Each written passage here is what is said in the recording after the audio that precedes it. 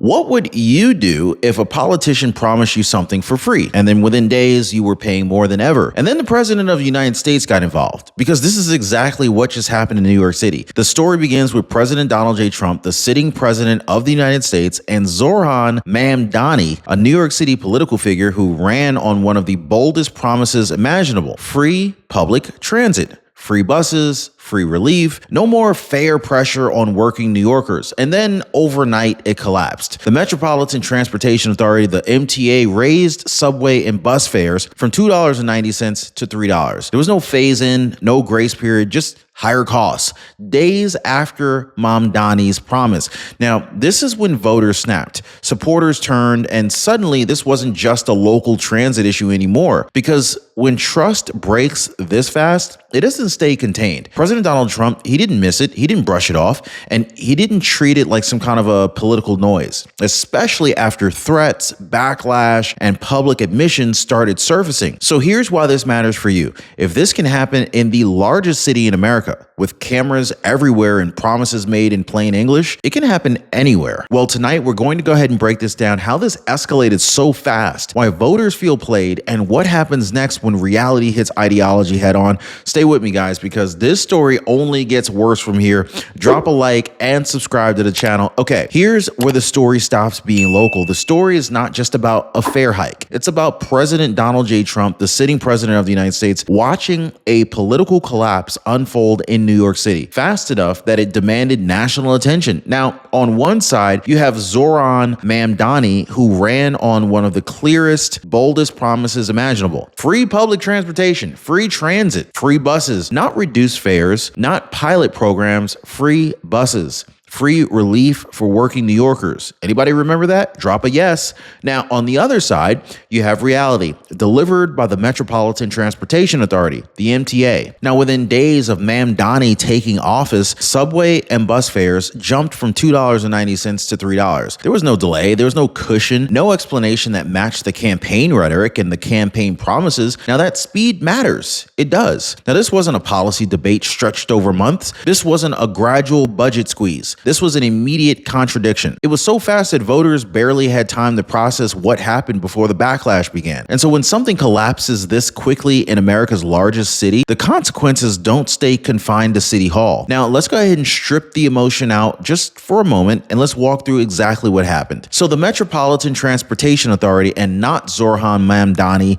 personally, approved the fare increase. Now, that part is true. The MTA operates under a state-controlled structure, and the decision to raise fares was finalized before the inauguration. But here's the problem Mamdani never reconciled. He campaigned as if the mayor of New York City could deliver free transit immediately without securing a replacement revenue stream, without legislative guarantees, and without even binding agreements with the MTA or even Albany or even Kathy Hochul for that matter. So when the new fare structure went into effect, subway and local bus rides rose to $3. This is a roughly 3.4% increase.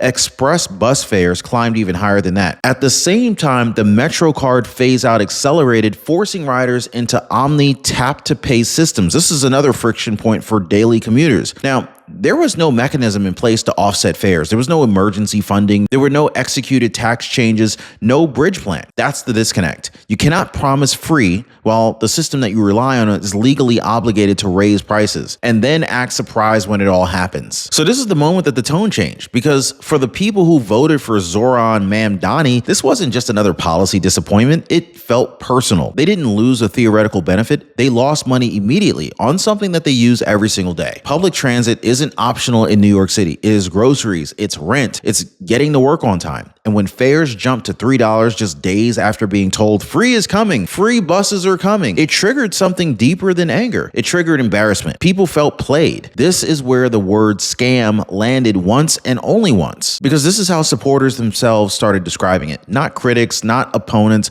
voters who believed the promise. They got scammed. And so they were told that the system would change for them. Instead, the system changed on them. And when the trust breaks this fast, People don't quietly move on. They turn, they post, they confront, they demand answers. And that reaction triggered something else, because now this wasn't just a transit story anymore. This is a credibility crisis unfolding in real time. And this exact situation plays out in another area of people's lives all the time. $89 doesn't sound all that dangerous, does it? Until it's every single month. And this is what happened to a retiree who thought that his Medicare plan was fine. It wasn't. He was paying for benefits that he didn't even need. He didn't even use them because his plan was outdated. So when he finally added it up, it was over $1,000 a year, just quietly gone out of his bank account, out of his wallet. So there was no warning. There was no alert, just money bleeding out every single month, month after month. And this is why I partner with Chapter, folks. Chapter looks inside of your Medicare coverage and they find the waste that most people never see, and they help stop it before another year disappears. There's no pressure, no sales gimmicks, just clarity. Now, most people, they're already dialing the phone number at the bottom of your screen right here, 909-563-8279, or they're clicking the link in the description down below, going to askchapter.org/Ron. Okay, let's go ahead and get on back to the story, because this is where it stops being just political fallout and it actually starts getting national attention. So this is where the national implications kick in. Donald J. Trump, he's not watching this as a commentator or as a rival from the sidelines. He's actually watching it as the sitting president of the United States, responsible for interstate commerce and federal oversight funding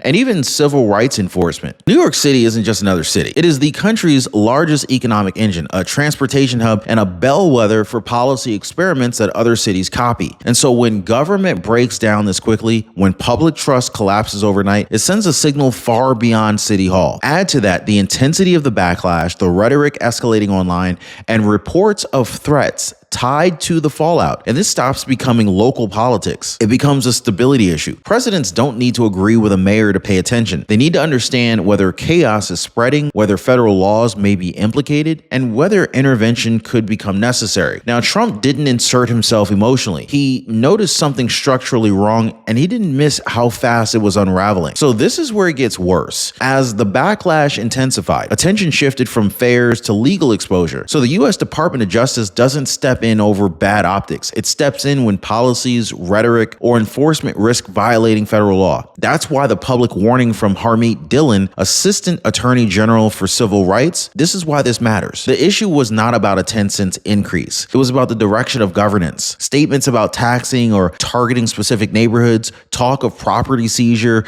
and even administrative appointments with documented ideological views raised red flags about equal protection, due rights, and civil rights compliance. So when a city signals that certain groups may be treated differently in housing, transit access, or even property rights, that triggers federal scrutiny, period. And because New York City received massive federal funding tied to transportation, housing, and infrastructure, the DOJ has both jurisdiction and leverage. Now, at this point, the story officially crossed the line from campaign failure to potential federal oversight. Now, that's not hypothetical pressure. That is real authority entering the picture. Now, up to this point, Zoran Mamdani still had options. He could have slowed the rollout, clarified expectations, owned the mismatch between promise and the process. But once the DOJ warning entered the conversation, control slipped away, because now the narrative wasn't being written by his campaign or his supporters. It was being written by events. Every attempt to explain the fare hike, it sounded like deflection. Every reminder that the MTA controls pricing sounded like an excuse, especially after campaigning as if the mayor could actually flip a switch and change the prices and make buses for free. Here's the key part. Donald J. Trump didn't need to intervene. The collapse spoke for itself. The speed, the backlash, the legal scrutiny, the resurfacing statements, all of this together, they basically painted a picture of leadership that overpromised and underprepared. That's when authority evaporates, not through an attack, but through exposure. And so once voters feel misled and institutions start circling, momentum doesn't slow down. It accelerates. And this moment right here, this is where the slogans collapse and reality takes over. This is exactly why I talk so much about how things actually compound. Not hype, not promises, results. And this is why I built Flywheeler's Income Society the way I did. One of the first income opportunities inside of the community is simple.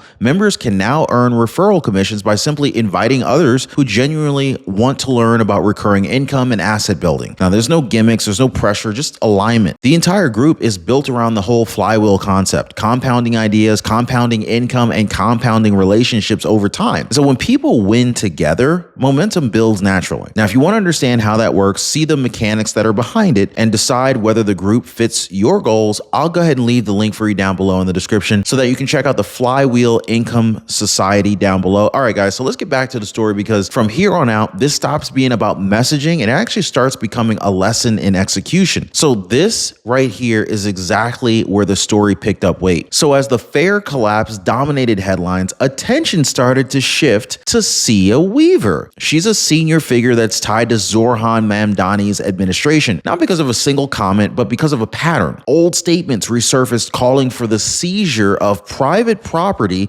and framing home ownership as some kind of a tool of systemic oppression. Now, these weren't offhand comments or remarks. These were explicit, documented positions that are aligned with the Democratic Socialists of America. So why does this matter now? Because credibility was already fractured. When governance falters, people scrutinize who's in the room making decisions. Appointments became signals. Ideology becomes policy risk. So this wasn't about relitigating tweets from years ago. This was about whether the values behind those statements were being imported into city governance at a moment of instability in housing, transit, and even public trust. So when those views intersect with federal funding, property rights, and civil protections, scrutiny isn't political. This is procedural. That paper trail didn't create the crisis, it magnified it. This sounds awfully similar to eminent domain, doesn't it? So then came the contradiction that made everything stick, okay? Reports started to reveal that Weaver's immediate family owned a $1.6 million home in Tennessee. This is a property that had doubled in value over time. Now, that fact, standing alone, isn't controversial. People are allowed to own their own homes.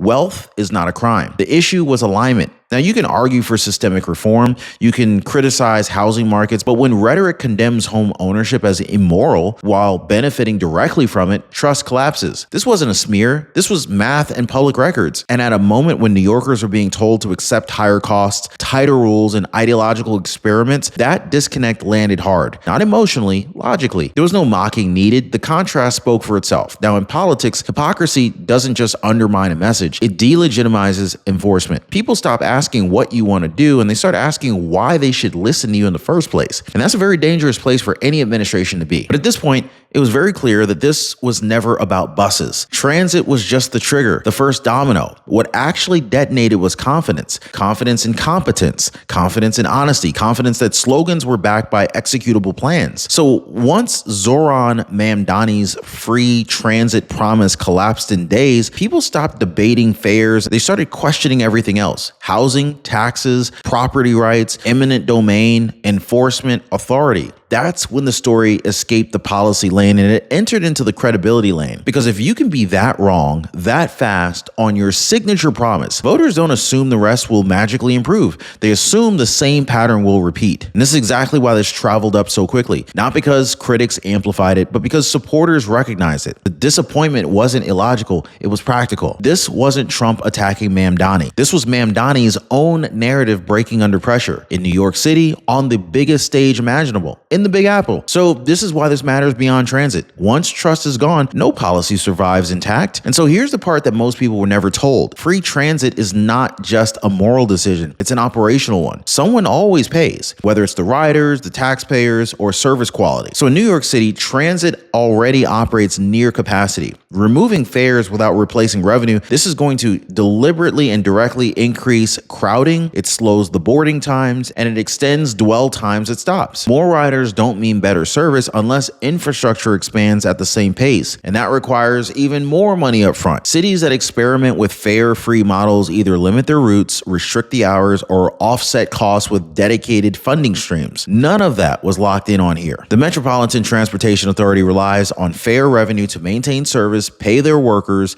and service their debt. Now, without a legally structured replacement, fare increases weren't a surprise, they were inevitable. Now, that's not ideology, that's just math. The promise wasn't rejected because people hate relief. It collapsed because the system that it depended on couldn't support it. And so once people understood that, the slogan lost its power. So here's what matters about President Donald J. Trump's response. It wasn't emotional. It wasn't reactive. Trump didn't need to pile on. He didn't need to tweet outrage. From a strategic standpoint, the contrast was already doing the work for him. One side promising sweeping change without securing the mechanics. The other side governs by pressure testing ideas against execution first. Now, as sitting president, Trump watches for two things: systemic risk and narrative signals. New York City's rapid breakdown sent both. When a flagship promise collapses in days, it tells you how future initiatives will fare under stress. This wasn't about personal rivalry with Zoran Mamdani. This was about a governance lesson that was playing out in real time. This is one that Trump has emphasized repeatedly: outcomes beat slogans. And so when voter backlash, legal scrutiny, and administrative contradictions stack up this quickly, there's no need for theatrics. The opening is already there. Trump didn't miss this because leaders who deliver notice when promises outpace plans. Strategy isn't loud, it's patient, and it waits for reality to speak first. So this is the lesson that New York learned first, and the rest of the country is paying attention. This wasn't about left versus right, Republican versus Democrat. This wasn't even about Trump versus Mamdani. This is about results versus rhetoric. And more importantly, how fast reality arrives when promises aren't built to last. Now, New Yorkers, they didn't revolt because they hate help. They reacted because help was promised without a plan, and the bill showed up immediately. So when that happens, trust evaporates, authority weakens, and every other policy comes under suspicion. That's the inevitability here. Systems don't bend to slogans, budgets don't obey applause, and governance doesn't forgive shortcuts. Cities across the country flirt with bold ideas. There's nothing wrong with ambition, but New York just showed what happens when ambition skips execution. This escalated fast because it had to. Reality doesn't wait. And now that it's out in the open, fare hikes and backlash and eminent domain, scrutiny, there's no unringing the bell. New York learned it first. Others will learn it next.